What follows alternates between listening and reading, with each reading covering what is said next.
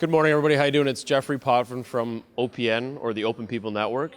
And today we're at the Up series with BACD, Town of Whitby, and OPN, who put together this great speaking series on sales. And today I'm with Pavel Malysheuski. Is that right? Malysheuski. Malysheuski. I was so close. Almost. And he is a Lockyer and Hine associate with on the negotiation side, on the legal side of anything we all need, which is always about negotiation. So, Pavel, today when you were speaking, you made a lot of amazing points, and one of them that you talked about was, and you emphasized it a few times, which was everything on the detail.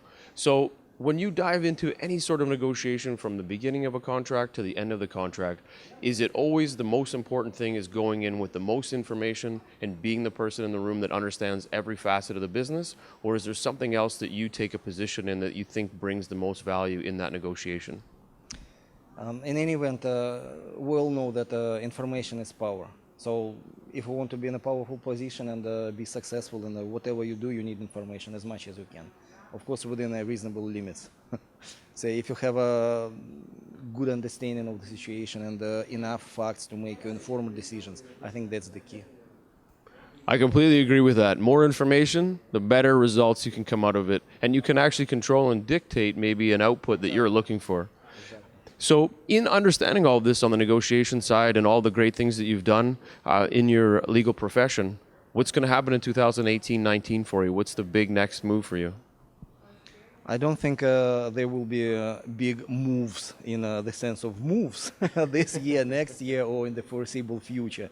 I think the main move will be, I hope to do more work that I do now, which I enjoy, and hopefully will enjoy more of that. No, that was great. Well, we appreciate all of your time. Thank you very much for coming today, and we look forward to seeing you at more of the events. And for everybody out there, thank you very much for joining in and watching the OPN network. And we look forward to seeing you guys next month, which is going to be very odd, as I will maybe have to interview myself, or maybe Pavel, you can come interview me, as I'm going to be speaking next month at the Sales Up series. We look forward to seeing everybody on May 16th. Thank you to BACD, Town of Whitby, and OPN for putting on the speaker series. Have a great day.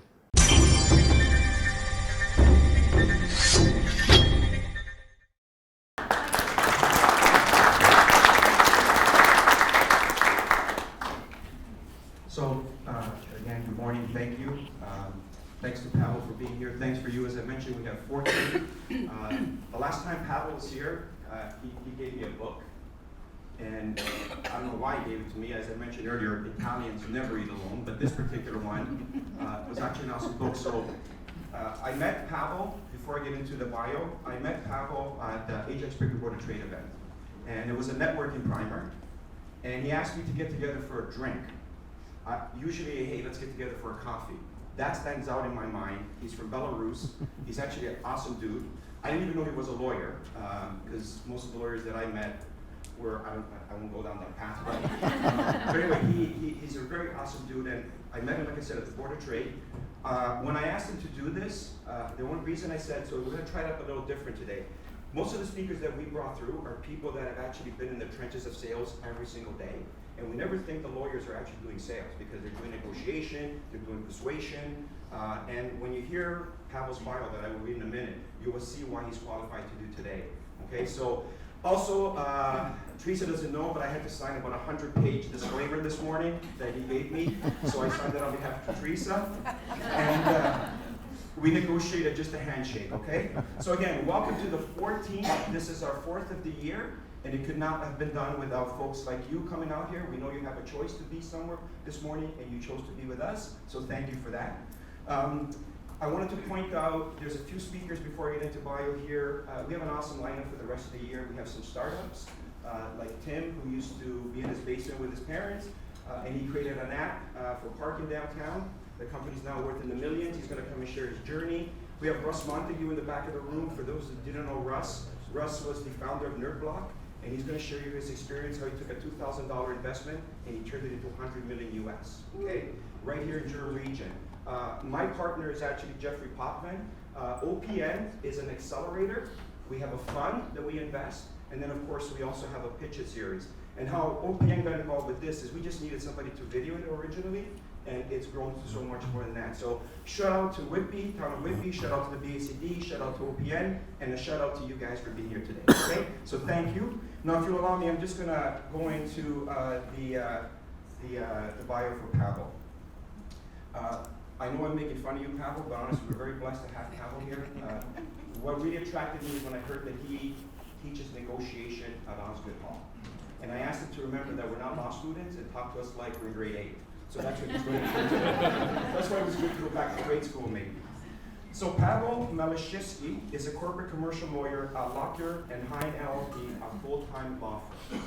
He provides counsel to clients in a variety of industries in all aspects of business law, focusing on business organization, reorganization, private share and asset acquisitions, corporate governance, finance, securities, commercial contracts, and franchise law.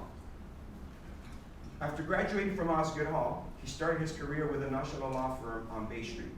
He also practiced at the Ontario Securities Commission, where he was involved in the successful prosecution of a massive investment fraud, among other cases, and eventually returned to private practice. Prior to obtaining his common law degree in Canada, Pavel obtained his civil law degree and master's in international law in Belarus, where he practiced business law. He also holds a master's degree, of course he does, in science, nuclear physics, and electronics. Always comes in handy as well. Being a lawyer and professional negotiator, he has successfully negotiated numerous dispute settlements and business deals during his career. Pavel serves as an instructor in the Lawyer as a Negotiator program at Osgoode Hall, teaching law students the theory and the practice of negotiation. He resides here in Pickering, and in his spare time, Pavel is an avid motorcycle rider, and even has a sidecar for his 6-year-old daughter named Anna, which I thought was kind of cool. Enjoys outdoor activities, skeet shooting, hunting, fishing, and skiing with his family. Pavel is fluent in Russian, speaks Belarusian, Ukrainian, Polish, and today's session is going to be done in all those 3 languages. Please help me please join me in welcoming Pavel to Upsales Talk, April 25th. Pavel. Thank you very much. Thank you. Brian, does he need the mic or is he good with the lapel? Mike. Okay.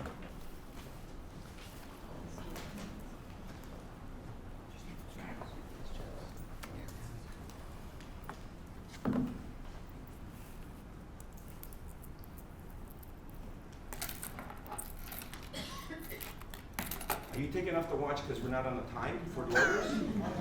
No, I just need to docket my time. Frank, thank you very much for your great introduction. That did not sound like about me, about someone else. So I was very pleased to hear that. Yes, my name is Pavel Malysheuski. I was born and grown up in Belarus.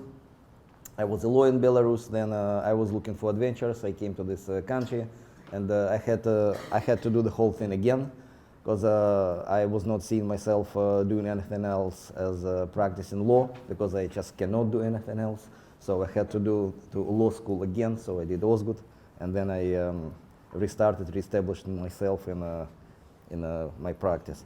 And yes, Frank, I will try to do it today, not just grade 8, maybe SK, senior kindergarten, because my daughter is in senior kindergarten. And every day I have to negotiate with my little daughter. So, and she's not taking no as an answer. So we'll be talking about negotiation today. And definitely what we'll be talking today is applicable to any sorts of business negotiation and any sorts of sales, because after all, we all sell something. It can be products, it can be services. I myself, I'm a lawyer, but I'm selling my legal services, right? So I'm in sales too, so we're in the same boat, and we'll be talking about negotiation and sales today. And unfortunately, I understand that we're not going to watch that awesome video about a kid negotiation cupcakes with his mother. So. But the link, I understand, can be available somewhere, no? Oh, Okay. So I divided our discussion today as 3 parts of the negotiation. That's preparation, action, and closing. And the preparation is actually the key. I will tell you a secret. Lawyers are not smarter than other people. They just know how to prepare. So preparation is the key. And talking about preparation, first of all, it's information gathering.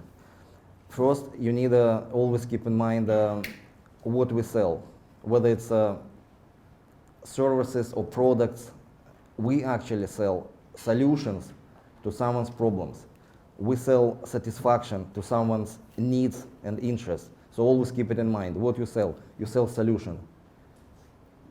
And always start with understanding your goals and more important, understanding of the goals of who you're negotiating with. Goals of the buyer. So if we're talking about sales, if we're talking about, if I want to sell something to Frank, first of all, I need to understand what he needs. What kind of interest I can satisfy, right? So make a plan, identify the goals, and more important, identify his talking about interest versus positions. Focus on the true interest. Dig down until you can understand the fundamental interests of someone. And I'll give you an example here. Say, that's a proverbial example. 2 little daughters are fighting badly over an orange. And no one would agree to take a half of that. And they're fighting badly. They need this orange. And their wise mother is coming saying, hey girls, stop for a second. Please explain me why you need this orange and why you don't want to share that. And one daughter is saying, I need the whole fruit because I am making a fruit salad and I don't care about the peel. And the other is saying, I need the whole peel because I'm making orange pie and I don't care about the fruit.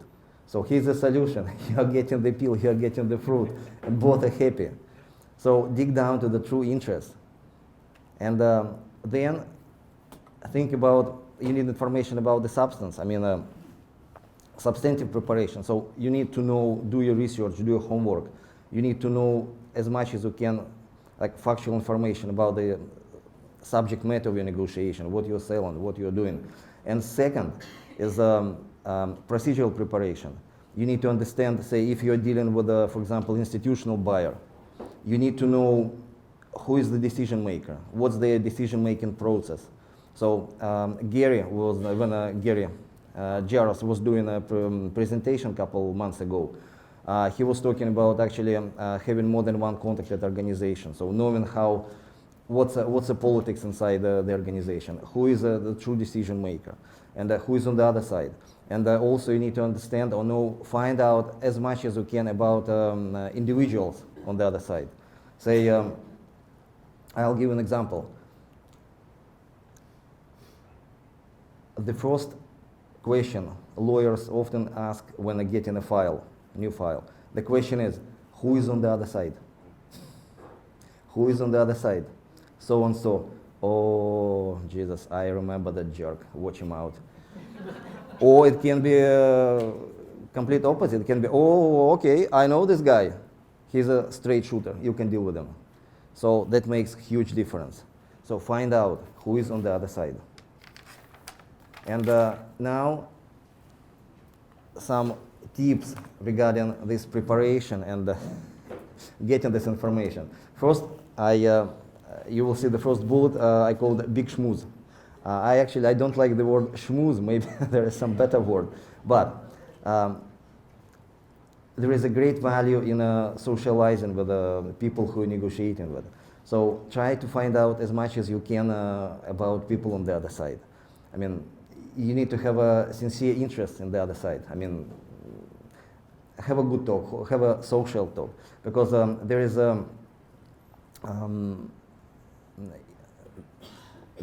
such a power of liking. So birds of a feather fly together. People dealing with other people who they like, and there is even, I will tell you, like this liking, the power of liking has several elements. First, it's obviously that's physical appearance. Second, it's the power of similarity. So find out who you're negotiating with, find out about their hobbies, find out where they're from. If, for example, I'm to negotiate with Frank, what will I find out about him? Obviously, he's Italian, and obviously, I'm not an Italian, but my daughter's bestie at school is Italian, and we're friends with her father. And I have some Italian friends, and I know some Italian words, not all of which I would dare to say aloud in this audience. Then, say cooperation. There is a power of cooperation. Say if we're working together on something and I'm taking a piece of paper and I'm going to Frank and saying, hey Frank, let's work together on this. What do you think? Can you please write your counter proposal or something? Maybe we will work on the same piece of paper. And that makes a huge difference when people feel that they work together on something. They're on the same page. So now, so before trying to sell anything to anyone, try to establish like, trust and confidence. I actually had a great lesson once. I was in the state of Mississippi, and we were in business discussions with a big CEO of a big medical supplier distributorship.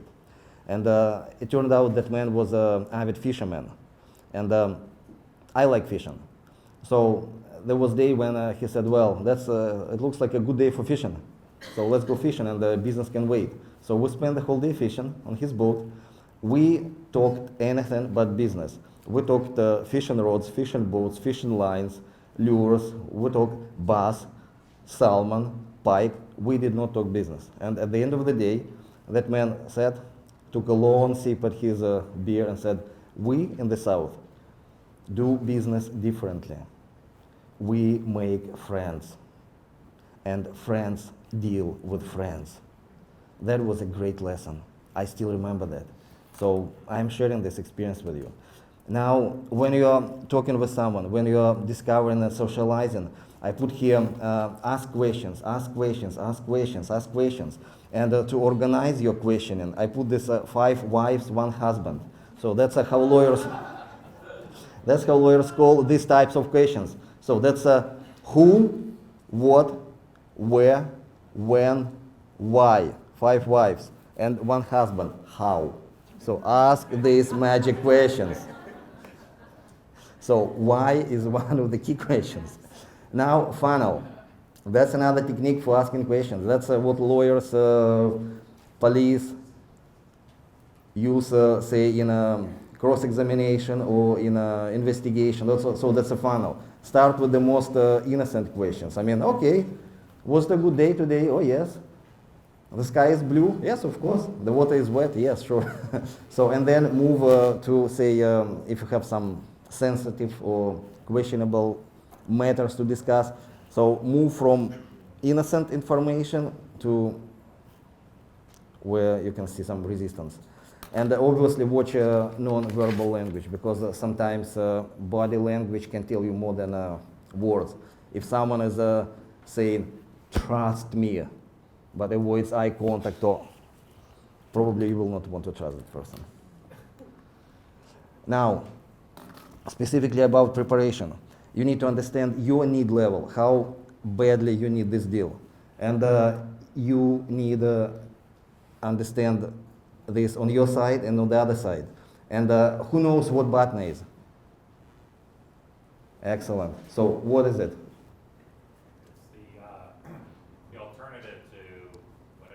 Yes, it stands, BATNA stands best alternative to the negotiated agreement. Always have understanding of your BATNA and the other side's BATNA. Improve your BATNA. And always evaluate, compare, improve, communicate. If you have a strong BATNA, just communicate it to the other side. Now, there are several powers or criteria that you can employ in negotiation. And you need to discover this, and you need to find objective standards that support your position. So that's obviously market value. Research, discover, evaluate market value. Then there is a power of precedent. Okay, if something is sold for X amount of money, that's your precedent. And then expertise. If you have any support of your proposition, of your position, with an expert, that's great. Always try to appeal to efficiency. Again, what we need solutions to our problems. If you can show me how you can make my life easier or my business processes more efficient, show it to me and I will buy that solution. Then a great power of a standard policy or standard procedure. Probably like everyone in this room have heard, sorry, that's our standard contract. Sorry, that's our policy, right? So be prepared, so don't accept this, sorry, that's our standard policy as an answer. And always you can use this thing when you need it. And then you can appeal to professional standards, industry standards, always discover them. So whatever can support and provide the rationale for your proposition, for your ideas, find them.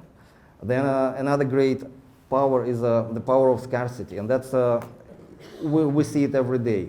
This offer is limited to, so time limitation, supply limitation, and eligibility limitation.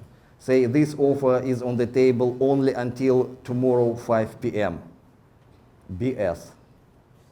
That will be available even after that. I have heard many times in my lawyers' negotiations, this offer will be off the table tomorrow end of day. We often hear this, but that will never happen. The day after tomorrow, that still will be on the table. So don't worry about that.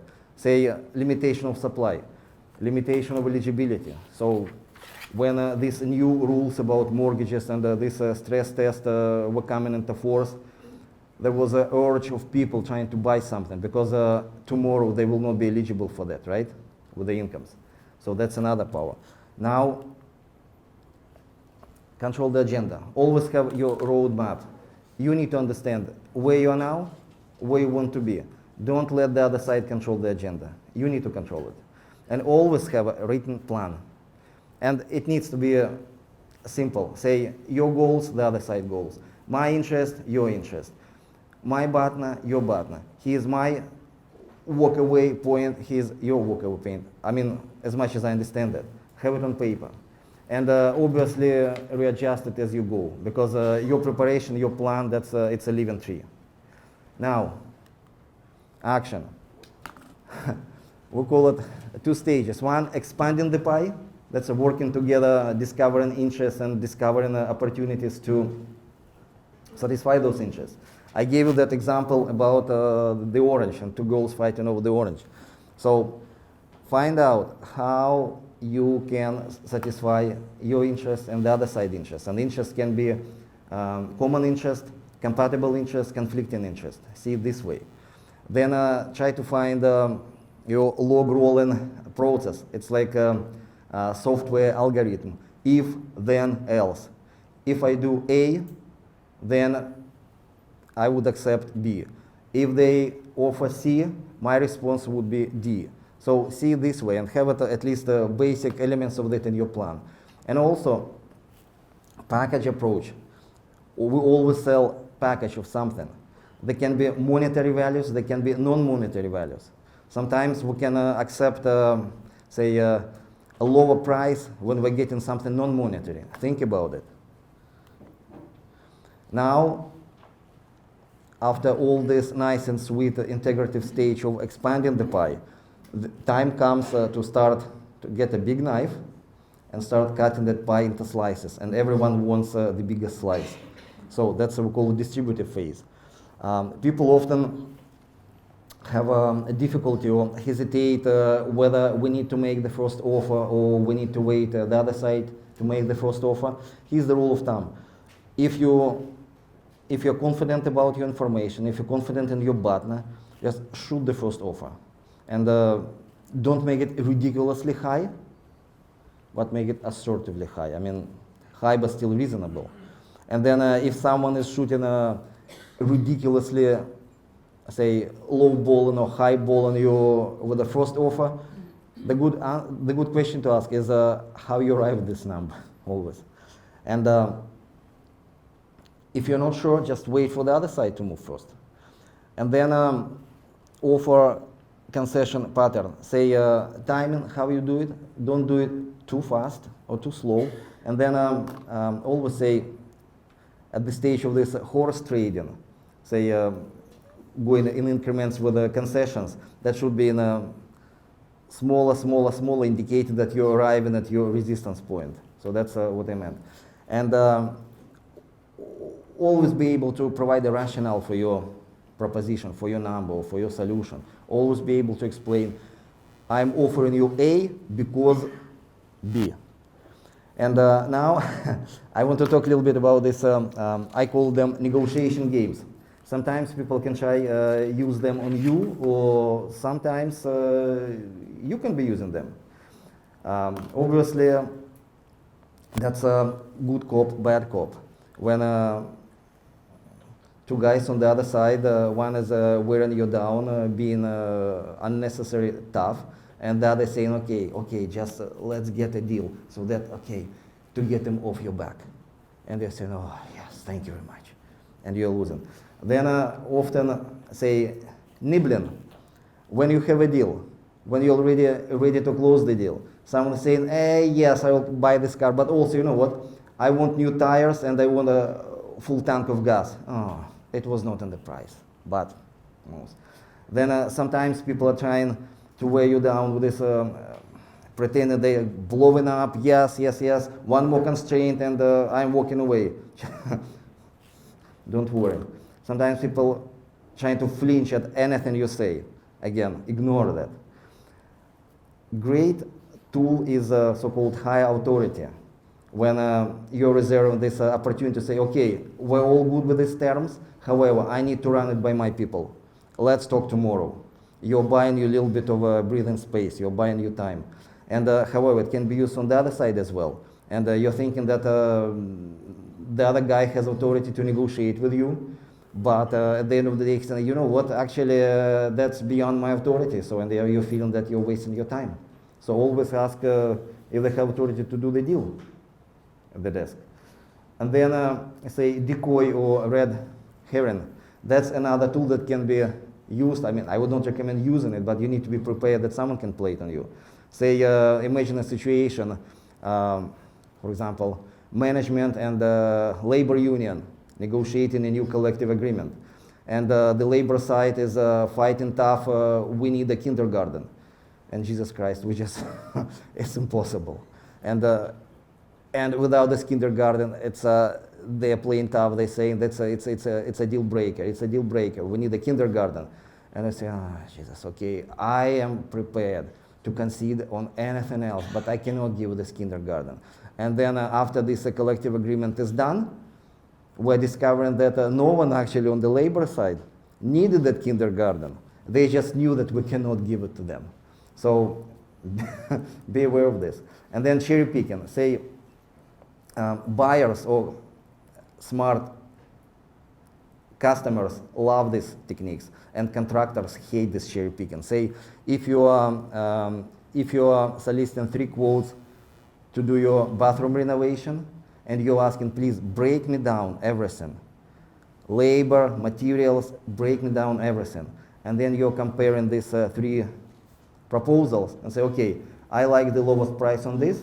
I like in the first one. I like the lowest price on that in the second one. And I like the lowest price on the third proposal on some different item. And then you're choosing your contractor, negotiating with all 3 of them and saying, okay, give me, you see? Give me the lowest on this, lowest on this, lowest on this, lowest on that. And contractors will hate you because they already decided maybe to concede on this in exchange of getting a little bit more on something else. And with this cherry picking, I mean, but you can use it. And take away means, if for example, I negotiated to buy a new car and that salesperson already gave me a deal, and I'm taking time to run it by my higher authority. Say, imagine I don't have a wife, but if I have a wife, that's my higher authority. Of course, that's my boss. I said, okay, to the salesperson, let's talk tomorrow. I need to run it by my wife. And tomorrow I'm calling him saying, okay, she said that if you give me a little bit of a break on this, then we have a deal. And the salesman, you know what? I need to apologize. That was my mistake. I cannot give you that price. My manager told me that that was my mistake, and the price is actually higher, a few hundred. And say, no, no, no, no, no, wait. Yesterday, that was on the table. Give me the deal, please. And you forget about that minute ago, you were trying to negotiate something lower. That's takeaway tactics. Again, you need to be prepared for this. Sometimes you can use it, but again, with all these tactics, be very, let's say, conservative. Now, closing the deal, closing strategies. These statistics indicates that people more, at the stage of closing the deal, people are more concerned with getting a gain rather than avoiding some loss. So use it. Then use this takeaway when it's appropriate, of course. Just don't bluff because you can be called on this. But if truly you can create a legitimate situation with this takeaway tool, use it. Last concession. The idea is get what you need, but make the other side happier. Make sure that that's you who is making the last concession. They will be happier, and they will deal happily with you next time. And they will have an impression that they are winners, the other side. So be prepared. Give them something as the last concession. Then a silent clause. A great tool is, say, if you're already very close and just a small gap, put your proposal in writing as a sign it as a cute agreement, and send it with your proposal. Done. Let them fermentate. Most likely, they will sign it on their side. And we'll already talk about scarcity. So scarcity of time, limited time, limited supply, and limited eligibility. If you can create a legitimate situation with using these limitations or scarcity, use it. That will help you. So basically, that's it.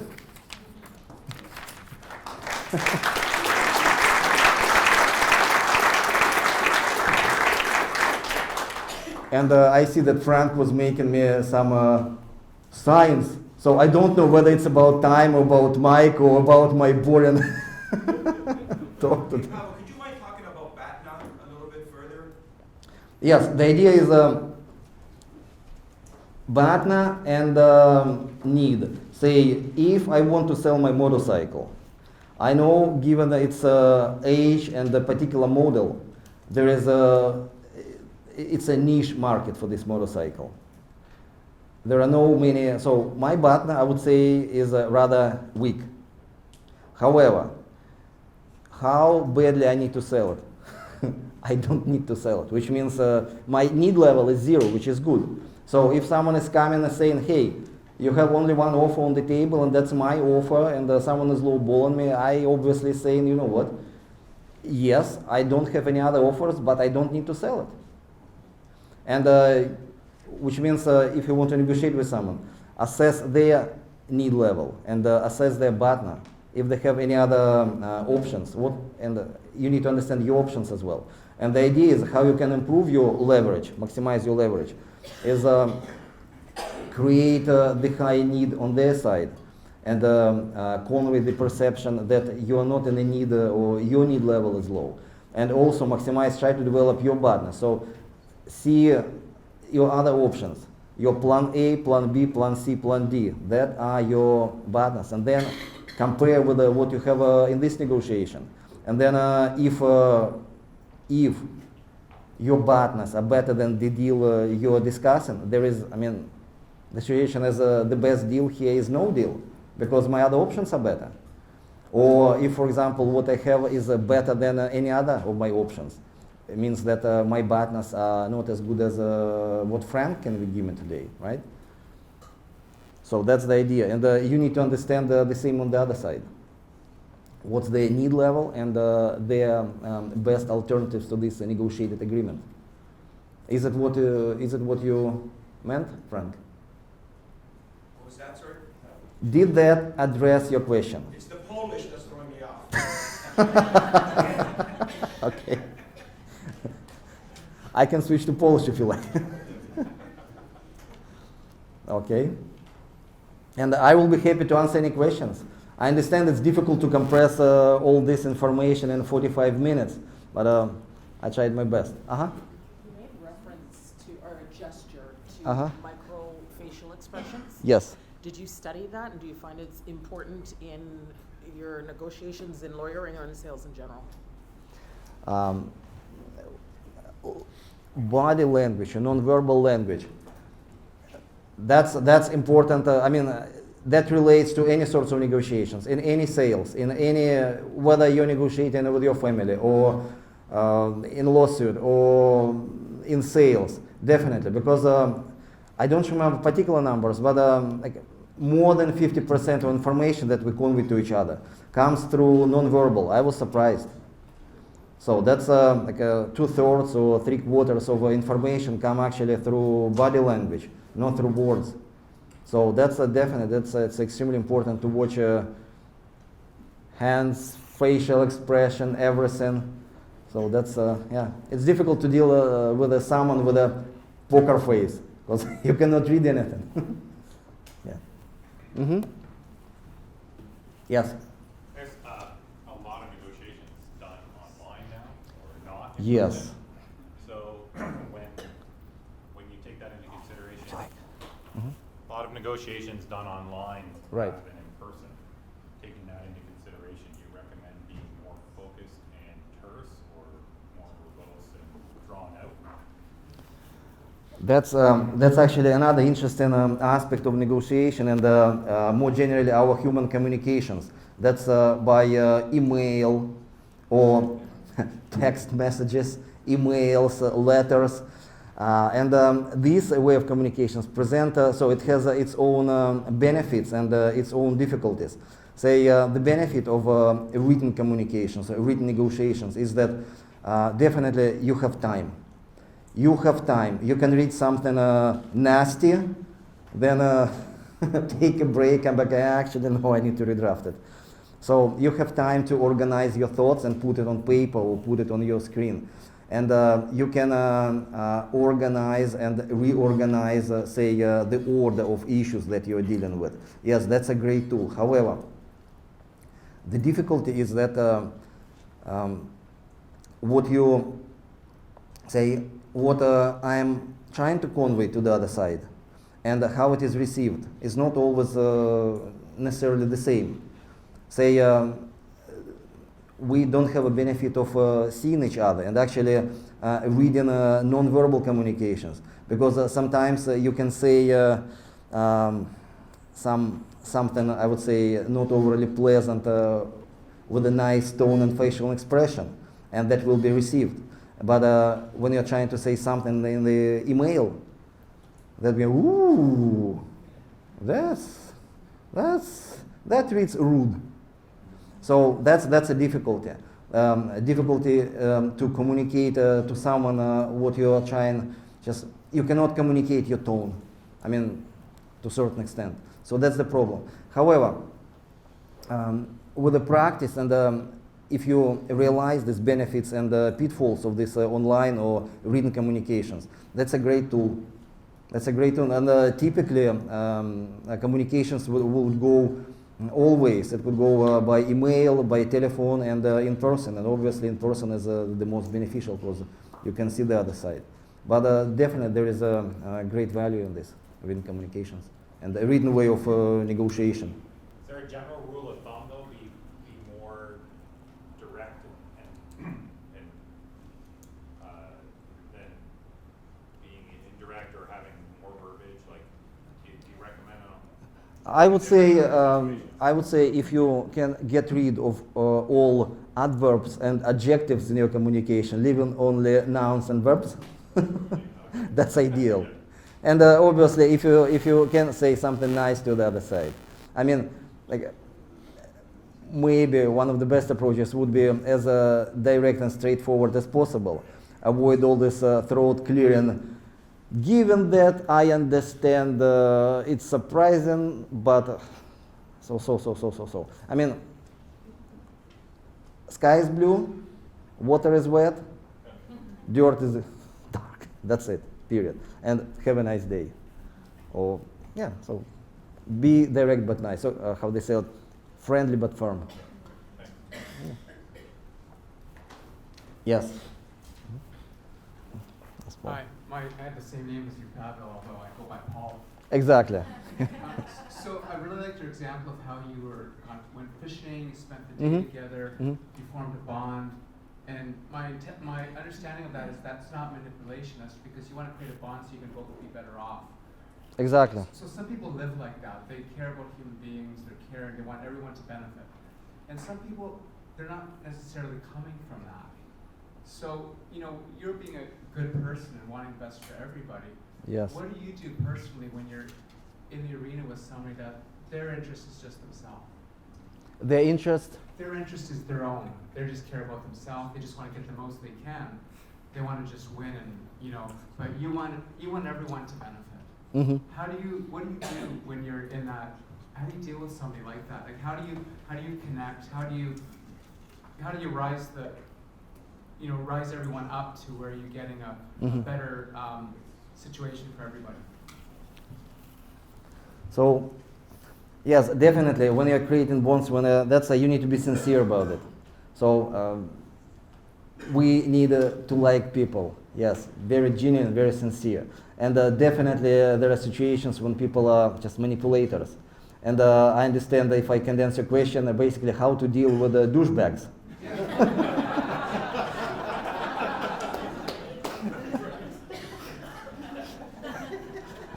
It's better not to deal with them. And if it's a necessity to deal with a douchebag, just always first try not to be manipulated or not to give away something that can be manipulated for the purpose of manipulation. And second, here's where this value of preparation comes into play. When you clearly understand your interests and your bottom lines, and you can balance, say, playing with a with a person like that. Always remember what your interests are, what your bottom lines are, why we're here, why we're dealing with them. Here's our interest. That's what we need to achieve. And if we need to deal with people like that, it's not the most pleasant, but always guard your interest, your information. So that's the idea. Yes, Frank. So you must have some awesome stories. When did you get your butt kicked in some negotiation that you learned a lesson? What would that lesson be? Okay. I had some unpleasant lessons that I learned hard way, and one of them was when I was in law school here in Osgoode, when I was a student in the same Lawyers and Negotiator program where I teach now. We had that simulated negotiation. I don't remember what it was, a simulated real estate sale negotiation. And I was negotiating with a guy, with my schoolmate. And somehow it happened that I got unfair advantage of him. I mean, I did not do anything wrong. However, when he, for the sake of simplicity, I call he made a mistaken assumption. So he negotiated on mistaken assumption. I did not correct him. And I got the fantastic result, best result in that simulated negotiation in all our class. But he was mad at me. And he was very genuinely mad. And he was saying, Pavel, I trusted you. I trusted you. And then when he learned information, the confidential information in that simulated negotiation on my side, he said, Pavel, how could you do that to me? And well, I didn't do anything wrong other than I did not correct his mistaken assumptions. And years later, it happened that we met as lawyers on two different sides. And he was looking at me. And I was surprised that he extended his hand to me. And he was looking at me almost as mad as it was several years ago. You know what I did the first thing? I said, I mean his name. Let's say it was Frank. I said, Frank, first of all, what I want to do, I want to apologize to you. And he backed it up like, what are you talking about? I said, listen, Frank, I remember what happened several years ago. I remember that simulate negotiation. And you know, I felt bad. I didn't tell you that time. I'm telling you now. I do apologize. I said, okay. And still, I would say that was we were in a communications, that was several days communication in a period of several weeks. And I can tell you, still, at the first, there was no trust at all. And then gradually, when he understood that I was sincere when apologizing. I mean, that gradually improved, and by the end, we were almost buddies. But that was a hard lesson. I mean, and the lesson is, in any sorts of negotiation, and no matter how lucrative is the outcome for you, always watch your reputation. Because how lawyers say, reputation is gained in drops, lost in buckets. One screw up, and okay. If you were to do it again, would you Yes. have corrected him? Would, like, you If saw the miscalculation? I would say yes. I mean, definite. He's a fine balance. We don't want to be jerks, but also we don't want to be stupid, right? So we need to gain advantage, but definitely we need to make sure that we're getting that advantage. I mean, in an ethical way. So yes, back then I definitely would correct them. Even though, say, I would not get that fantastic result as I got, but I would correct them. So, yes. Thanks. So sales is a human interaction where somebody gives. Mm-hmm. Just go. Hello? Yes. So, so sales is a human interaction when somebody gets something and the other one receives something. So what happens if you're in a business where the person that is buying, you don't have a social interaction? You know, they're bidding, you know, like a bidding war type of thing. Mhm. How can you approach that when you don't have that face-to-face, where you just put in a quote for something and you don't meet the person? How do you get to them? Yes, it makes our job more difficult when you don't have this face-to-face, this benefit of human interaction. It's more difficult. If you at least can have telephone communication. So before putting your proposal or any communication in writing, and we just addressed this pros and cons of written communications. If you have an opportunity, just call the other side and say, hey, I'm so-and-so, I'm representing this, or we're dealing on this matter. I just want to say, I just want to touch base, and I just want to give you a heads up that I will be sending you email with our proposal or with our clarification or something. So here's my number, and at least in this sense, they will know that this matter has a name, it has a voice, right?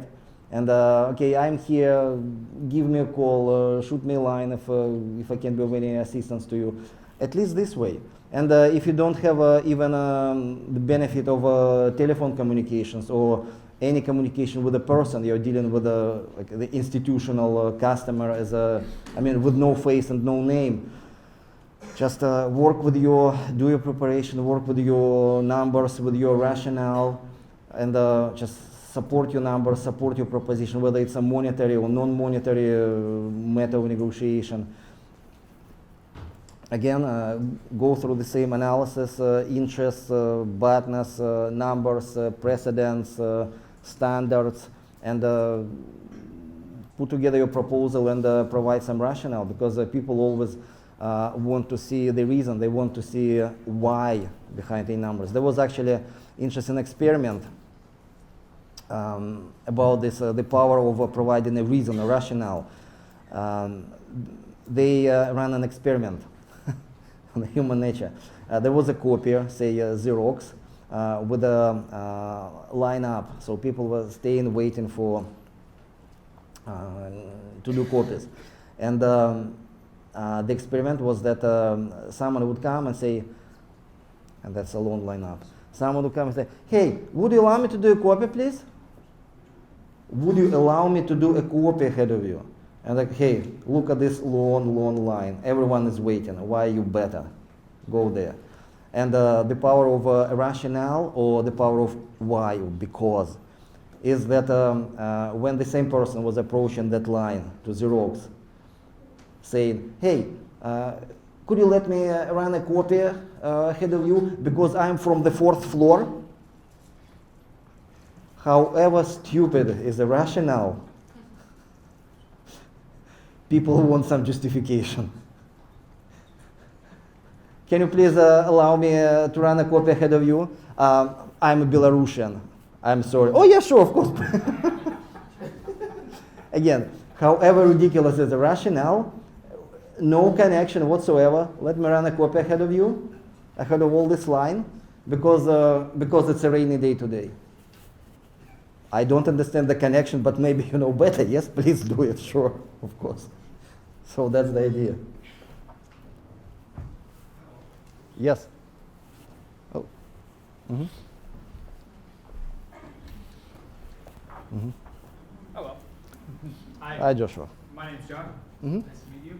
I'm just curious, is there anything really unique about yourself in terms of putting yourself into a sales situation like that you feel as though you do differently or maybe better than others? And just maybe at the end there, do you have like a specific book that you read and that really spoke to you and that is still like current in this environment? Mm-hmm. I think there is nothing unique about me. Nothing whatsoever. I think preparation makes difference. Yes.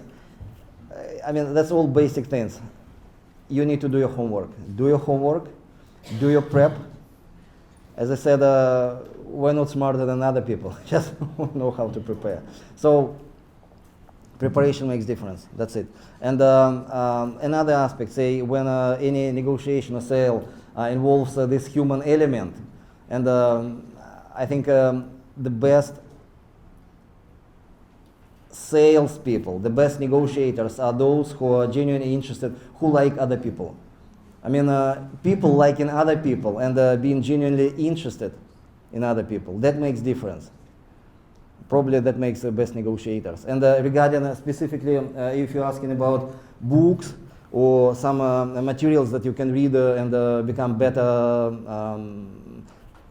closer or salesperson or negotiator, I would recommend there are several books that you can read, definitely. One of them is Gain the Edge. It's a great book written by a US lawyer called Martin Latz, L-A-T-Z. It's a great book. And that's a great book if you want to learn how to prepare, how to go through the process. It's one thing. Then there is another book which is, I would say, very practical as well. That's Roger Dawson. It's called Secrets of Power Negotiation. That's another great book, and with very practical tips. Another one, I would say, there was a good book written by a US psychologist, Robert Cialdini. It's called Influence, Power of Persuasion. That's a great book, and that's would be extremely helpful for people in customer service, sales. I mean, interact with people. That's basically a great book on how those compliance professionals make us say yes to their sales. It's a great book. And some other. And if you guys interested, if you need some guidance on what to read on negotiation, I will be happy to provide some ideas. Just shoot me a line, ask, and yes, Frank. So if you had to leave us with three things, Pavel, you know, we're all going back to our office today. What would be the three things that we can apply to our office that will make a difference today? It's a tough question. You're a lawyer. You're supposed to be on here. Okay. Three things take and apply. 1, preparation. 2, preparation. 3, you know the answer, preparation. And one bonus, number 4, be sincerely interested in who you're dealing with. Just be interested in a human side of negotiation, that's it. Yes.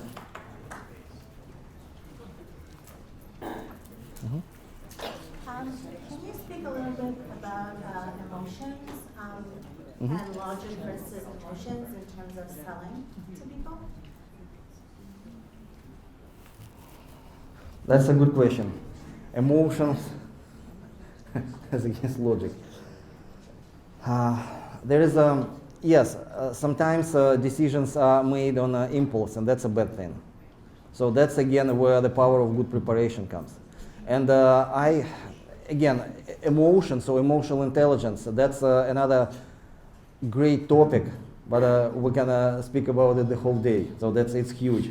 But where emotions play a role in negotiation, one is one specific moment is say at the end of negotiation, when you're tired, you're worn down, and you are one emotional aspect. You already invested so much in this negotiation, then you start wanting this deal just because you've been in it for so long time. You invested yourself, you invested your soul, your heart, and your brain in this, and it's too bad if this deal falls apart.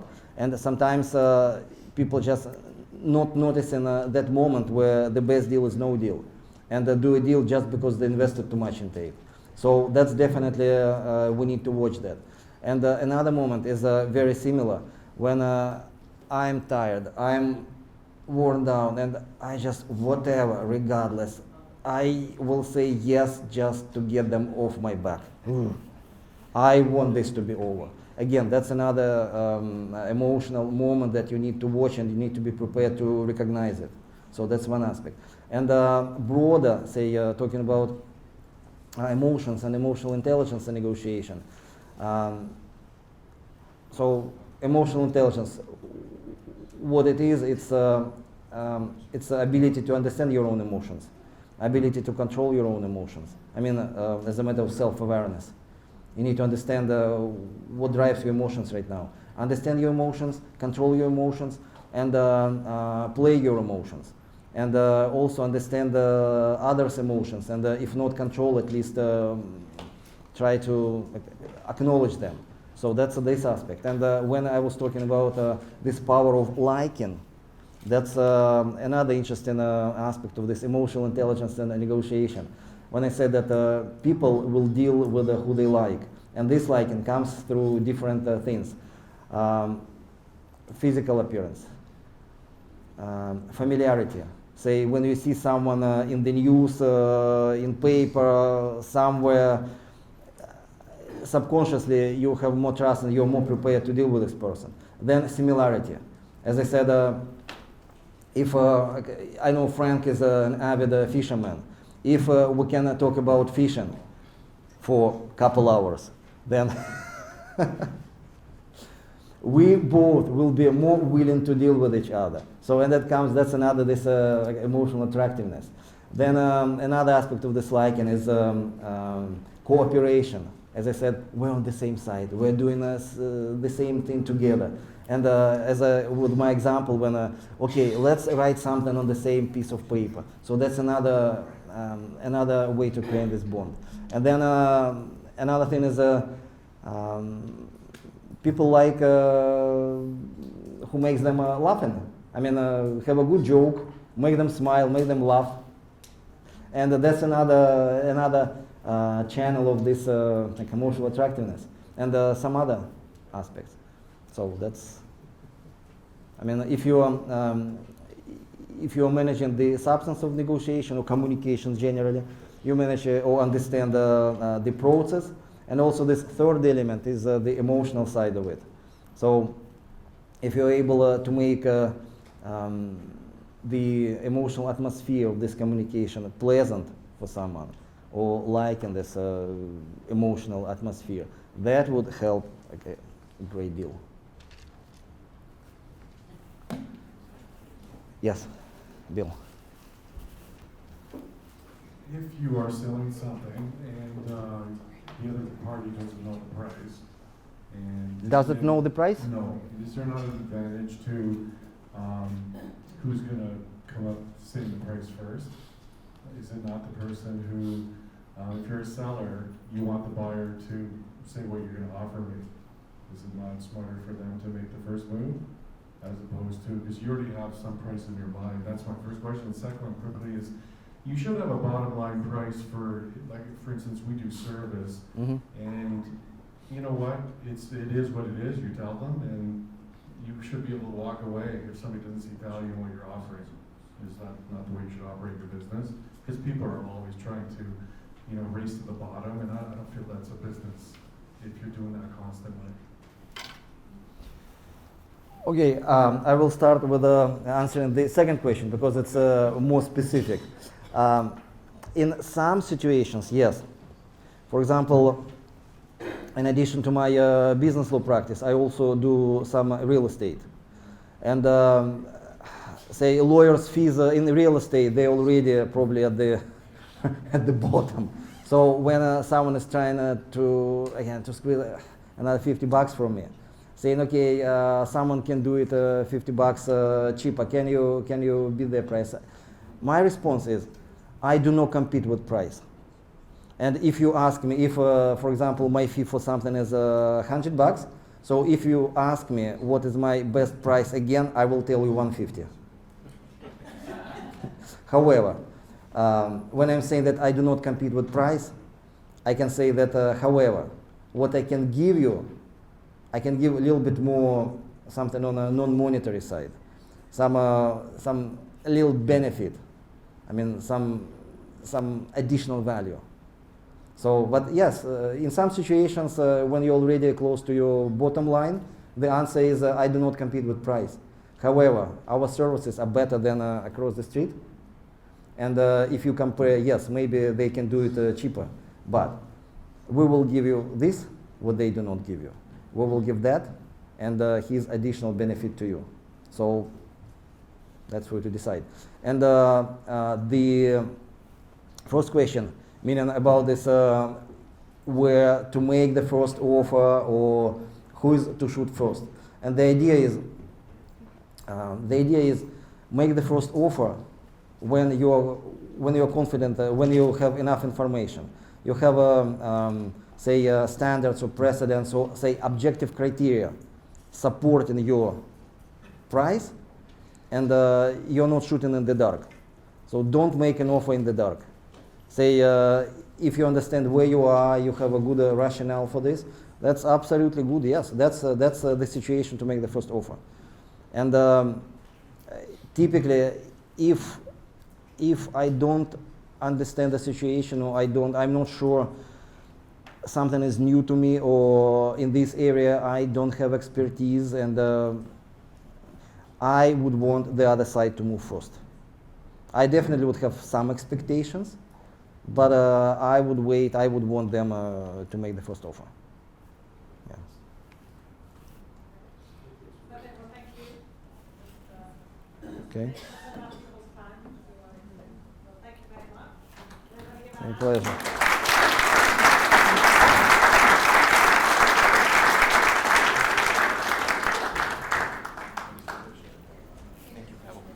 Folks, before you head out, will you allow me to read a poem to you? Give me 1 minute. Will you do it? I'm not a poet. Thank you, Pavel. My pleasure. $100 an hour. No lawyer charges $100 an hour. So one of our upcoming speakers for next year is a friend of mine. His name is Neville. Neville climbed Mount Kilimanjaro. So he wrote a book, and it's called Never Give Up.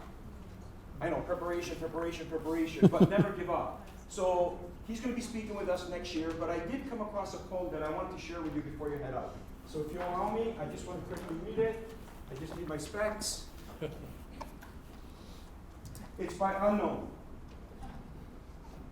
I'm not generally big on poetry, but every now and then I come across a wonderful poetic verse. I want to share one with you. Here it is. It's by an unknown poet, and it goes like this.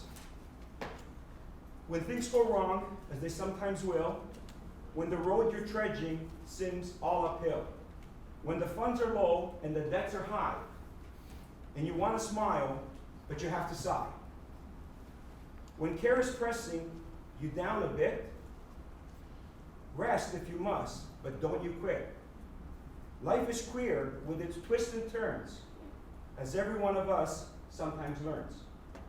And many a failure turns about when you might have won had you just stuck it out. Don't give up, though the pace seems slow. You may succeed with another blow.